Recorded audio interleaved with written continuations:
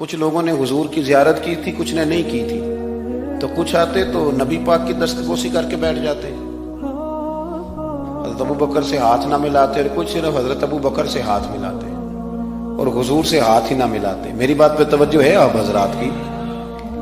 تو کچھ لوگوں کو نا شبہ ہونے لگا، وہ معاذ اللہ سمجھنے لگے کہ شاید یہی اللہ کے رسول ہیں۔ حضرت صدیق اکبر یہ کیوں شبہ ہوا؟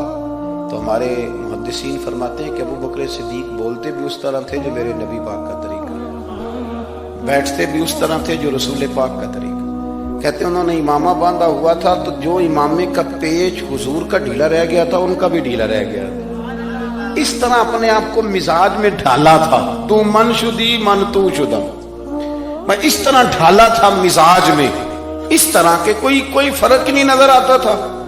وہ کہتے ہیں جب حضرت ابو بکر صدیق نے دیکھا نا کہ لوگوں کو تو شک ہو رہا ہے، کوئی میرے ساتھ ہاتھ ملا کے بیٹھ جاتے، تو حضرت صدیق اکبر نے کہا کوئی ایسا کام کرنا چاہیے کہ پتہ چلے آقا کون ہے، غلام کون ہے۔ اٹھے، کندھوں پہ چادر تھی، وہ اتار کے نا تو حضور پہ سایہ کر دی، لوگوں کو پتہ چل گیا کہ سایہ کرنے والا کوئی غلام ہے، اور جس پر سایہ کیا جا رہا ہے وہ آقا ہے۔ کیا خوبصورت نقطہ لکھا ہے مفسرین نے، شارحین فرماتے ہیں تھوڑی دیر کے لیے حضرت ابو بکر صدیق نے حضور کے سر انور پر اپنی چادر کا سایہ کیا تھا۔ اللہ کے رسول نے احسان کا بدلہ یہ دیا، نیکی کا بدلہ یہ دیا کہ قیامت تک ان کی قبر پر اپنے گنبد کا سایہ فرما دیا، قیامت تک گنبد کا سایہ کر دیا ان کے مزار پر انوار۔ حضرت صدیق اکبر نے اپنے، اور ایک اور بات بھی، جو لوگ بہت زیادہ قریب رہنے لگتے ہیں نا وہ ادب آہستہ آہستہ چھوڑنے لگ جاتے ہیں، زیادہ نیڑے رہتے ہیں نا تو پھر آہستہ آہستہ ادب کا معاملہ، توجہ ہے میری بات پر؟ حضرت صدیق اکبر نا بڑا ہی قریب رہتے تھے، اور ان کا قریب رہنا نا نبی پاک پسند بھی کرتے تھے۔ ایک دن نا سرکار نے بیٹھے بیٹھے، شاہ ولی اللہ صاحب نے ازالۃ الخفا میں لکھا ہے، حضور نے بیٹھے بیٹھے صحابہ سے فرمایا، کچھ لوگ بیٹھے رہتے تھے نا، کچھ لوگ زبردستی بوجھ بھی بنتے ہیں نا بعض لوگوں کی طبیعت میں، تو کہنا پڑتا ہے ان سے کہ چلیں مہربانی کریں اب کوئی اور کام بھی کریں۔ اور کچھ ایسے ہوتے ہیں کہ مثل تعویذ ہوتے ہیں کچھ لوگ، وہ جب بھی ملتے ہیں شفا ہوتی ہے۔ تو ایک دن سرکار نے فرمایا، حضرت انس بن مالک کہتے ہیں حضور نے فرمایا بھی سارا دن نہ بیٹھے رہا کرو، وقفے سے ملا کرو، وقفے سے محبت بڑھتی ہے، وقفے سے ملا کرو محبت بڑھتی ہے۔ کہتے ہیں حضرت ابو بکر صدیق بھی قریب بیٹھے تھے، وہ بھی سن رہے تھے۔ ظہر سے پہلے بات ہوئی تو حضرت صدیق اکبر ظہر میں آئے، نماز پڑھی اور چلے گئے، عصر میں آئے، نماز پڑھی اور چلے گئے، مغرب میں آئے، نماز پڑھی اور حضرت انس بن مالک کہتے ہیں زور کے بعد بھی حضور نے پوچھا ابو بکر نہیں آئے؟ دیکھ بھی لیا ہے، آئے بھی ہیں، لیکن فرمایا وہ تو نماز میں آیا تھا نا، ادھر نہیں آیا۔ عصر کے بعد پھر پوچھا ابو بکر نہیں آئے؟ آپ ذرا کبھی اس لذت کو محسوس تو کریں، ذرا دیکھیں تو صحیح ہے کیا ہو رہا۔ تیسری دفعہ مغرب کے بعد پوچھا انس یار ابو بکر نہیں آیا؟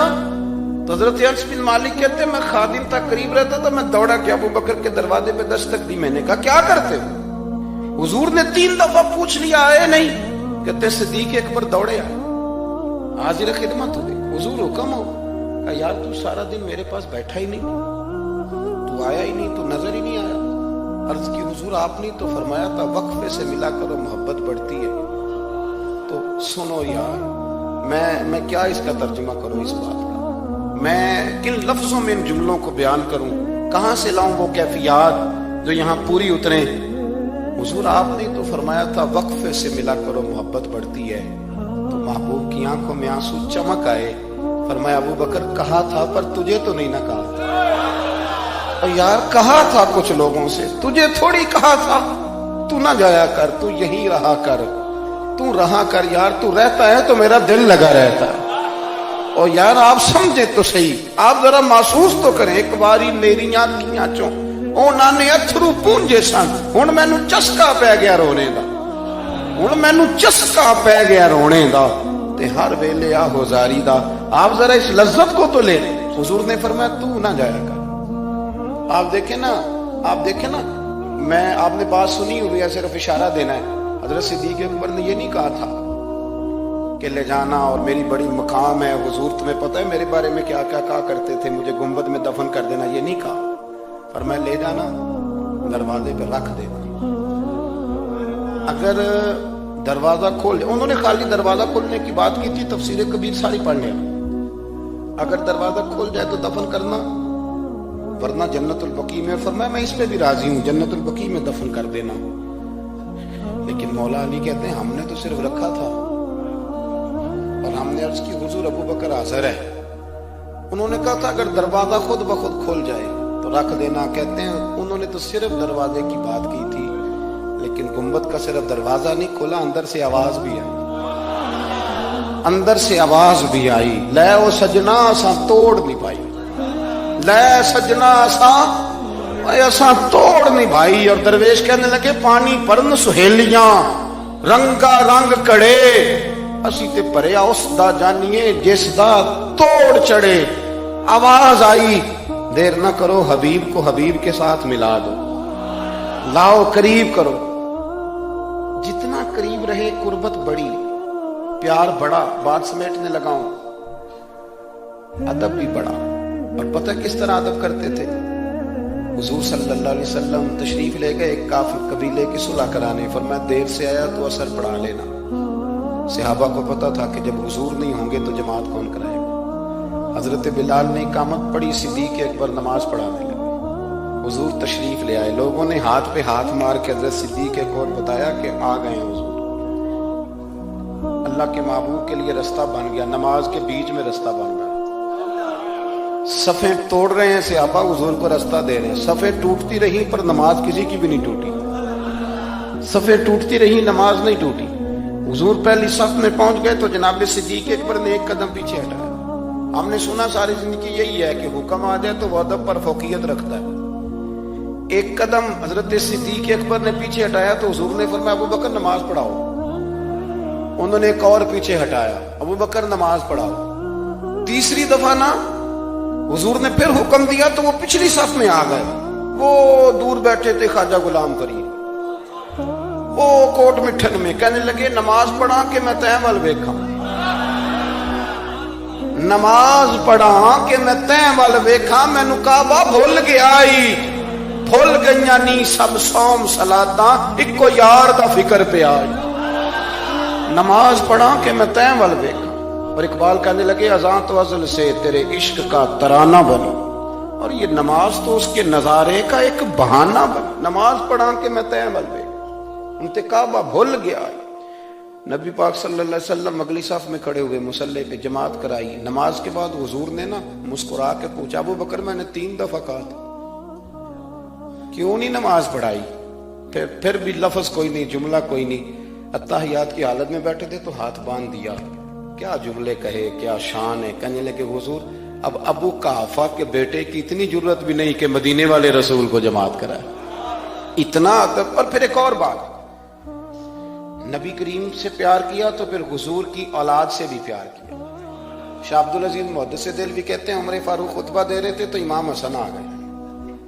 मेरी बात मुकम्मल हो गई, बस 1-2 बातें याद आ गई, मैंने कहा चलो कर दूं। शाह अब्दुल अजीज साहब मुहद्दिस दिल्वी, यहाँ यूं तर्जमा कर लें कि कभी कभी तकरीर करने वाले को भी मजा ज्यादा आने लग जाता। शाह अब्दुल अजीज साहब मुहद्दिस दिल्वी रहमतुल्लाह ताला अलैह फरमाते हैं कि हजरत सिद्दीक अकबर जुमा पढ़ा रहे थे तो इमाम हसन आ गए मौला अली के साथ। तो बच्चों को बड़ा पता होता है कि ये चीज मेरे अब्बा जी की है, ये मेरी अम्मा जी की है, बच्चे बड़ा ध्यान रखते हैं। तो इमाम हसन आ गए तो हजरत सिद्दीक अकबर से कहने लगे नीचे उतरो ना, मिंबर तो मेरे नाना का है, मुझे सही बताना कि जुमे छोड़ के बच्चों से भी बातें होती हैं। 7-8 साल के बच्चे थे इमाम हसन, पर मामूली बच्चे नहीं थे ना, हुजूर के नवासे। नीचे उतरे, मेरे नाना का मिंबर है। तो हजरत मौला अली ने पकड़ा इमाम हसन को, पुत्र इधर बैठ नमाज पढ़। तो हजरत सिद्दीक अकबर कहने लगे अली आप हट जाए ना, मेरा और हसन का मसला है, करने देना बात। तो इमाम हसन फिर कहने लगे उतरो ना नीचे, मिंबर मेरे नाना का है। तो अबू बकर सिद्दीक उतर के खड़े हो गए, हाँ उतर के खड़े हो गए, जमीन पे खड़े हो। कहने लगे मेरे नाना का मिंबर है। तो अबू बकर रो पड़े, कहने लगे हसन अगर मिंबर तेरे नाने का है तो अबू बकर भी तो तेरे नाने का ही है, ये किसका है, इसने भी तो नौकरी की है। तो इमाम हसन कहने लगे अच्छा चलो ठीक है, बैठे फिर पढ़ाएं जुमा। फिर बैठ गए। हर शय से प्यार, और फिर हुजूर की उम्मत से भी प्यार। حضرت عمر کہتے ہیں جب ابو بکر صدیق وصال کر گئے تو تیسرا دن تھا ان کے انتقال کا۔ عصر کی نماز پڑھا کے تو میں مسجد نبوی شریف میں بیٹھا تھا تو 2-3 چھوٹی چھوٹی بچیاں آ گئی، کہنے لگی آپ خلیفہ بنے؟ میں نے کہا پتر میں بناؤں؟ کہنے لگی چلیں پھر یہ ٹائم ابو بکر ہمیں دیتے تھے۔ میں نے کہا کہ تمہیں دیتے تھے کیا مانا؟ تو وہ کہنے لگی ہم 5-6 بہنیں، ہمارا بھائی کوئی نہیں، والد ہمارا انتقال کر گیا، ہمارے گھر میں چند بکریاں ہیں۔ ابو بکر صدیق روز عصر کے بعد آتے تھے، امیر المومنین، اور ہماری بکریوں کا دودھ دھوتے تھے، کچھ ہم پی لیتی تھیں، کچھ بیچ کے گزارا کر لیتی تھیں۔ اور پھر وہ بیٹیاں رو پڑی، کہنے لگی چچا 3 دن ہو گئے ان کے انتقال کو، میری ماں روتی ہے، میری بہنیں روتی ہیں، وہ دروازہ دیکھتی ہیں کون آئے گا بکریوں کا دودھ دھونے۔ آج کسی نے بتایا آپ خلیفہ بنے، چچا چلو گے؟ تو حضرت عمر رو پڑے، کہنے لگے پتر چلوں گا۔ آگے آگے بچیاں تو پیچھے پیچھے فاروق اعظم روتے جا رہے ہیں۔ کسی نے کہا کہاں جا رہے؟ پھر رو پڑے، کہنے لگے یار ابو بکر صدیق میرے لیے رستہ کتنا مشکل کر کے، کیسے چلوں گا ان کے رستوں پر؟ یارو بڑا پیار کیا انہوں نے۔ میں کہا کرتا ہوں کہ ابو بکر صدیق نے نا اپنی سوچوں کو بھی باندھ لیا تھا، ہاتھ بھی، پیر بھی، زبان بھی، ہر شے باندھ کے نا تو مصطفیٰ کریم کے قدموں میں گرا دیا تھا۔ کہا حضور میں نے باندھ دیا ہے، جدھر آپ چلائیں گے میں ادھر ہی چلوں گا۔ عقل قرباں کن بپیش مصطفیٰ، اقبال کہتے اپنی عقل حضور کے قدموں پہ پیش کر دے پھر تو بچ جائے، اپنے آپ کو پیش کرے، زیادہ بحثیں نہ کریں، زیادہ الجھاؤ